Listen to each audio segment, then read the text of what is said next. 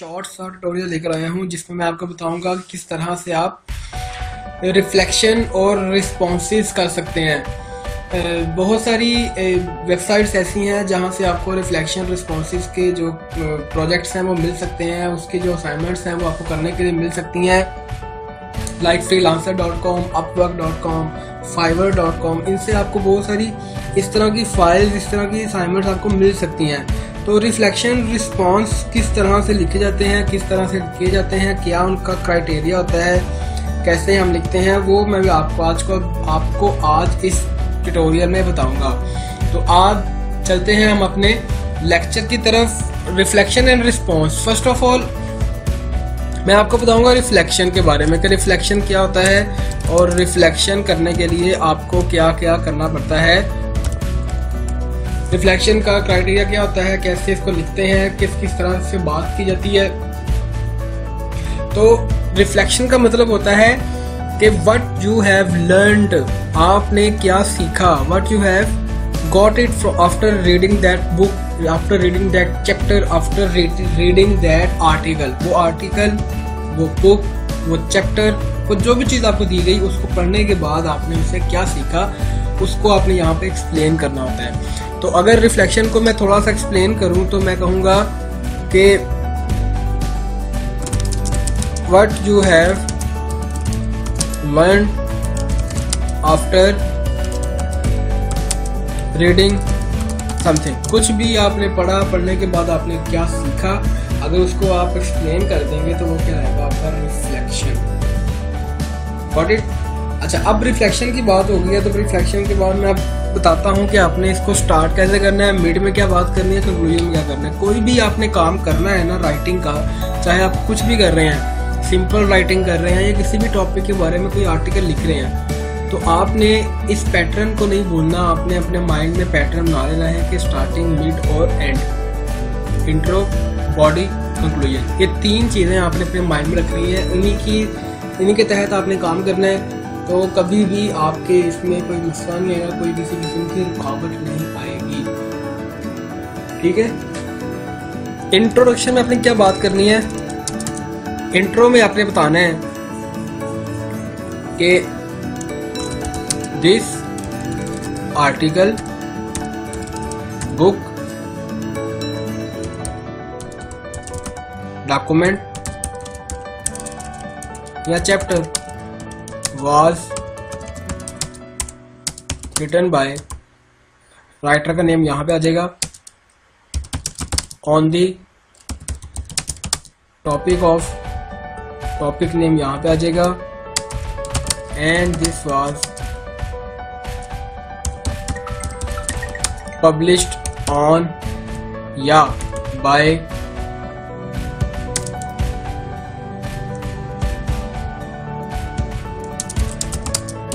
In the year of,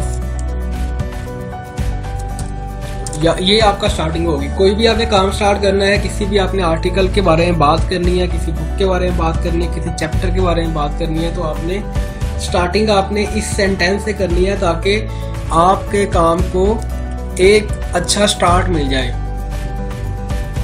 ठीक। Then आपने थोड़ा सा एक्सप्लेन करना है उस टॉपिक को, देन एक्सप्लेन टॉपिक और इशू अ लिटिल बिट, थोड़ा सा आपने उसको एक्सप्लेन कर देना है। देन आपने आ जाना है बॉडी पे। बॉडी में आपने एक्सप्लेन करना है कि वो जो टॉपिक है वो क्या है, आपने क्या सीखा, आपने क्या किया, कैसे आपने इसको पढ़ा, आपने ओवरऑल क्या कुछ सीखा उसको पढ़ने के बाद। ठीक है। इसमें आपने क्या करना है, talk about the book, article, chapter, जो भी आपको मिला हुआ है उसके बारे में आपको बात करनी है और बताना है कि आपने what you have learn, what you have learned, आपने क्या सीखा, what you will suggest, ये भी आप कर सकते हैं। सिंपल आपने बताना होता है कि आपने इस टॉपिक में क्या सीखा है, आपने ओवरऑल जो बुक पढ़ी है, जो आर्टिकल पढ़ा है, जो समरी पढ़ी है, जो डॉक्यूमेंट पढ़ा है, वो पढ़ने के बाद आपने उसमें से क्या सीखा है। ठीक है, तो आपने 2 से 3 दफ़ा पूरे डॉक्यूमेंट में आपने कुछ पैराग्राफ्स के स्टार्टिंग में लिख देना है कि I learn this, I understand this after reading this book, I learn this, इस तरह से आपने बातें करके तो आपने उसको एक्सप्लेन कर देना है। देन फाइनली आपने इसको एंड कर देना है कंक्लूजन पे। कंक्लूजन में क्या होगा, कंक्लूजन में आपने बताना है कि ओवरऑल जो काम है उसमें आपने ओवरऑल जो आपने पढ़ा है उसमें से आपने क्या सीखा, मतलब कि जो आपने काम किया है, जो आपने रिफ्लेक्शन लिखा है, जो आपने रिफ्लेक्शन पेपर लिखा है, उसको आपने एक पैराग्राफ के अंदर समराइज कर देना है। ठीक है, समराइज द रिफ्लेक्शन पेपर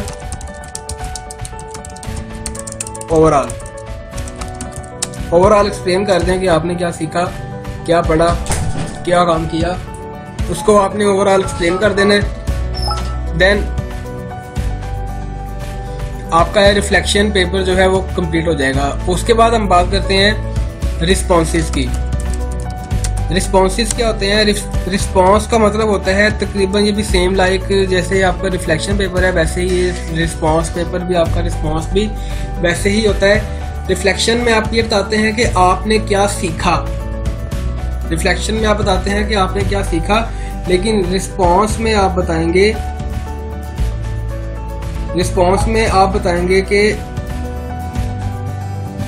आपने ओवरऑल रिस्पॉन्स में आप बताएंगे कि आपने ओवरऑल क्या, आपने जो है ना आपका क्या पॉइंट ऑफ व्यू है, आप क्या कहना चाह रहे हैं, आप क्या इस चीज से एग्री करते हैं या डिसएग्री करते हैं, क्या आप इससे एग्री करते हैं या डिसएग्री करते हैं, एग्री करते हैं या डिसएग्री करते हैं, इसको आपने ओवरऑल एक्सप्लेन करना है।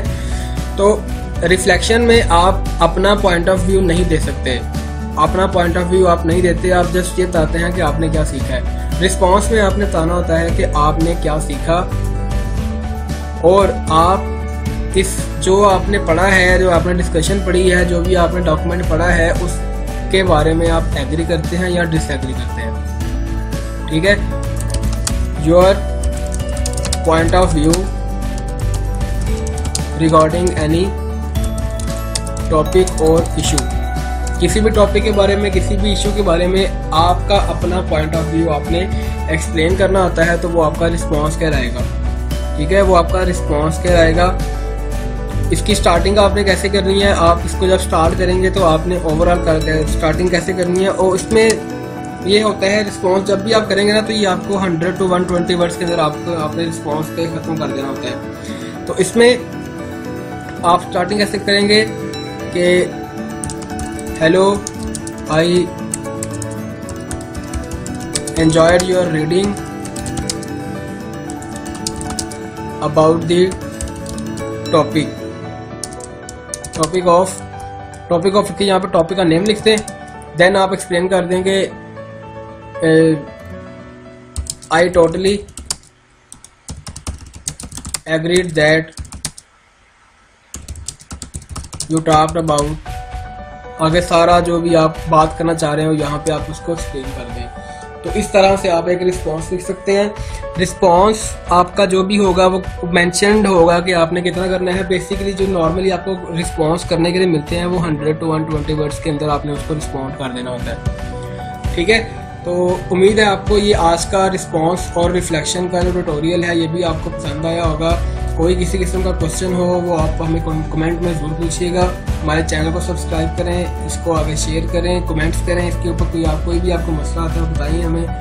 इंशाल्लाह जितनी जल्दी पॉसिबल हो सका उतना हम आपको उसका आंसर देंगे। अपना ख्याल रखिएगा। अल्लाह हाफ़िज़।